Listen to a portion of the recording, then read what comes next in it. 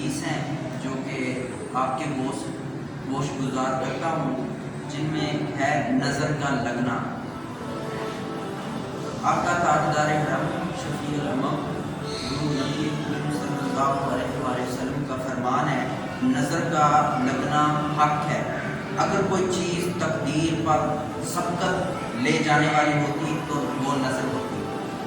اسی طرح صحیح مسلمہ حدیث نمبر 2128۔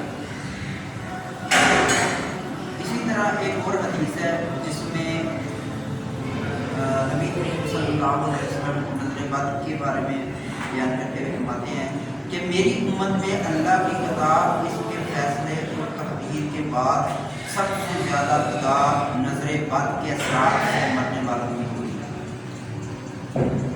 اسی طرح نبی کریم صلی اللہ علیہ وآلہ وسلم نے نظر بد کے بارے میں فرمایا کہ نظر بد ایک اچھے بھلے انسان کو قبر میں اور اونٹ کو ہنڈیاں میں داخل کر دیتی ہے۔ سیاہ ستہ کی حدیث ہے۔ تو نظر کا علاج کیا ہے؟ نظر کا روحانی علاج، کیونکہ نظر آپ کو اپنی بھی لگ سکتی ہے، دوسرے کی بھی لگ سکتی ہے۔ تو دیکھیں آپ کو حدیث سے یہ بالکل واضح ہو گیا کہ کس طرح جو نظر ہے وہ ایک انسان کو موت کے گھاٹ اتار دیتی ہے۔